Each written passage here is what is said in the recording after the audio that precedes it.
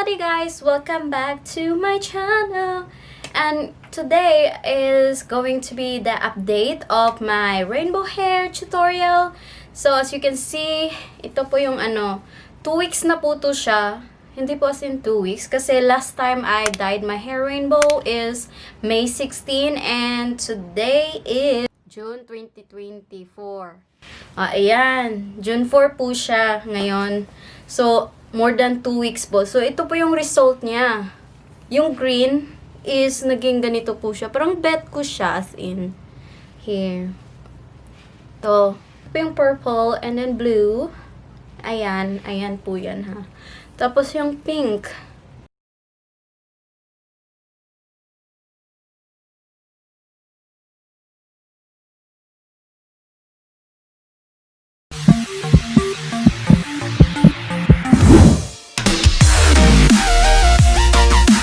Yung palaging tinatanong sa akin. So, isasagot ko na po sa video na to. I'm not professional po ha.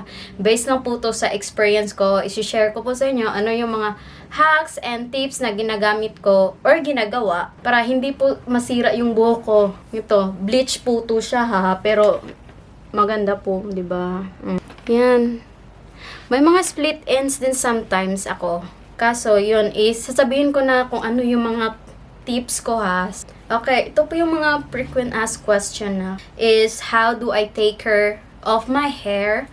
First is how many times a week you should wash your hair. Actually, it depends on what type of hair you have. Like normal to dry hair, just wash it 2 to 3 times a week. And if you have greasy and oily hair, like in your scalp is easily to get oily, so you should wash more often, like every other day. Kasi minsan ako magwawash ako ng buhok. So today, the next 2 days, diyan ako magwawash pa. Parang 2 days na hindi ako magwawash, tapos wash ulit, ganon. Ganon yung ginagawa ko. And also, you need a good quality shampoo, does not contain sulfate. Ganon ba pag-pronounce nun? So, ganon yung doesn't have sulfate and paraben. Yun, mga natural lang po yung mga ginagamit ko. Sinabi ko na sa other vlog na hindi ako gumagamit palagi ng shampoo. Siguro nagsa-shampoo ako once a week, pero pag nag-shampoo ako, over talaga yung ganyan ko. Ganon. Dapat para naman malinis. Also, for the conditioner naman po, use accordingly sa hair type mo. So, kung oily ka, syempre, yung gawin mo, anti-oily hair. Yung i-purchase na conditioner based sa hair type nyo. Ito po yung ginagamit ko na conditioner. Napakita ko na po to. So, ito, po siya, natural conditioner lang po to siya. Pero, Thai brand po ito eh. Kaya yung mga mura-murahin lang po. Yung mga products natin na mga local products, bumili po kayo ng ganun. Kasi mas mura siya. At saka more on natural talaga siya. Sa shampoo, ginagamit ko to minsan. Paubos na po siya. Pero ito po, minsan ko lang po to ginagamit mga once a week. Ganun. Minsan hindi. Kasi minsan, ito yung ginagamit ko din eh. Yung Tresemme. Charot. Pang bleach hair. Tresemme na pang bleach hair. Ito yung medyo pricey kasi Pero yung nabili ko to, minixure ko talaga na may siya. 50% off. Ganon. Ganon ako. Para maka-discount po tayo. Make sure din talaga na don't brush your hair when it's still wet. Kasi napansin ko kasi pag nagbabrush ako ng ng hair habang basa, parang weak yung buhok mo nun. Kasi maraming hair fall, ganun. Ngayon, wala na masyado. Huwag po kayong don't brush your hair while it's still wet. As much as possible po, huwag po kayo palaging gumamit ng blow dry, hair straightening, mga curler dyan. Tapos, lang po nyo, air dry lang nyo po, air dry, parang ganun, air dry lang po talaga. Yun po lagi yung ginagawa. Yung lang, pag may mga events, special event, may date kayo, kung may jowa kayo, ganon. Char. Hindi po palaging gumagamit ng blow dry at saka hair straightening, mga curler. Wala po akong curler hair straightening lang. Yung 2-in-1 na yun para sa akin. Pang curl ko na yun at saka pang straight, ganon. Para makasave tayo. Guys, nawabulol po ako kasi po talaga, Bisaya po ko. Sa split ends naman, yung ginagawa ko to avoid split ends is I trim my hair regularly, like every 3 months para avoid talaga yung split ends. So ngayon, during the time na hindi ako naliligo, Naliligo po ko ha, pero ay hindi po naligo na binabasa yung buhok. Yung katawan lang sa face at saka sa katawan. Yung hair po, naglalagay lang po ako ng ng shower cap. Ganon. Yung time na hindi ko binabasa yung buhok ko, gumagamit po ako ng dry shampoo. Pero hindi po palagi minsan lang pag may lakad, ganun. Tapos hindi ka na naliligo ng 3 days, ganun. So, gumagamit po ako ng dry shampoo. So, ito po yung ginagamit ko. Ay, same sila ng brand ng Same sila ng brand ng ko. Ngayon ko lang napansin. Same sila ng brand. Caring. Ito. Iba. Ito lang ha. Ito, Caring. Same pala sila ng brand. Mura lang to. Ito yung pag sa sa drugstore ako na bumibili, yung pinakamura at saka binabasa ko talaga yung niya, yung mga ingredients. May iba naman English, kahit puro Thai, ganun. So, ngayon, sa hair mask po, yung hair mask na ginagamit ko is lang po siya, homemade. Homemade, yung magagawa mo lang, yung ingredients na sa bahay lang. Meron po akong video. Meron po akong video, char! Yung hair mask na yon, yung sa video na yon, yun po talaga yung combo na hair mask. Hindi lang po siya para sa bleach hair. Maganda din po yun sa virgin hair, yung mga ganun. Hindi bleach yung buhok mo pero may kulay. Ganun, okay din po siya. Kasi yung buhok ko ngayon is mix na po siya Sa hair mask na recipe, I'm just gonna put on the description below or on the comment section. I-click nyo na lang po, manood na lang po kayo ng whole video. Nagtitake po ako ng vitamins. Good for hair and skin and nails. Nails. Matsaka ng nails ko ngayon. So, ito po yung ginagamit ko. Yan. Ayan po. Biotin po siya. Parang same lang siya ng collagen. Tapos gluten-free po siya, diba? Ayan. Ito po yung pinakamura na na-purchase ko sa Sa Watsons din to. Parang na ako sa Watsons talaga. Yung loyal customer. At saka sa Boots. Diyan ko po binibili lahat mga stuff na pampaganda. Yung basta mumurahin. Lalo na pag sila, may buy one, take one. Yung dito kasi may, buy one. Tapos yung mabibili mo yung isang item ng 1 baht. So, ganun. Parang buy one, take one lang siya. Mag-add ka lang ng 1 baht. Ganun. Same pa rin. Pag tapos na ako maligo, gumagamit din po ako ng hair oil. So, depende lang po yun kung meron kayong budget. Pero ito po, pinakamura na din to na na-purchase. Kasi, yung brand nito is, siya, Watsons talaga. Yung product ng Watsons ito. Yan, tagal na ko na po itong ginagamit lahas basta matagal na. Meron akong video na same pa rin yung hair oil na ginagamit ko. At saka ito din po. Yan. Watsons din po yung brand niya, pero binigay lang po to sa akin ng friend ko. Mas maganda to kaysa dito siya kasi mas lalong greasy yung buhok ko dito Pero pag naglalagay ako, sa baba lang talaga. Importante din na uminom kayo ng maraming tubig a day. Ako, umiinom po ako ng mga up to 3 liters ng water a day po talaga.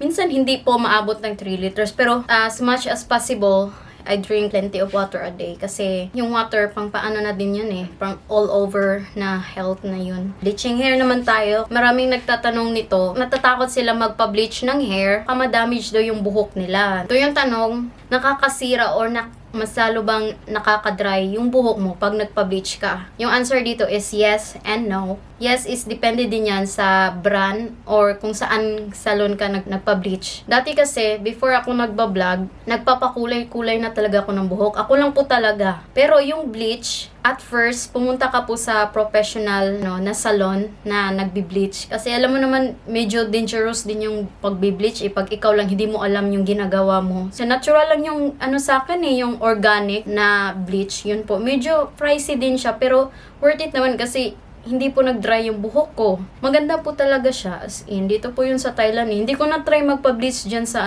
sa Pinas. Try ko po once, i-bleach yung buhok ko. Pero sa roots lang po, hindi whole.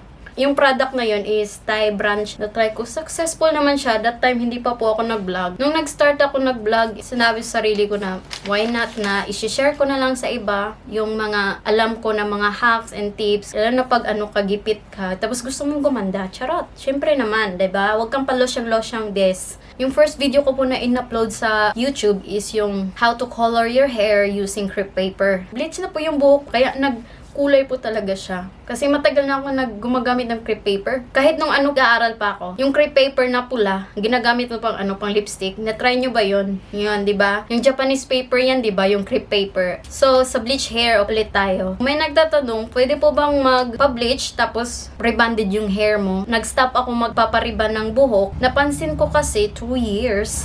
2 years ko pagpakulay, ganon.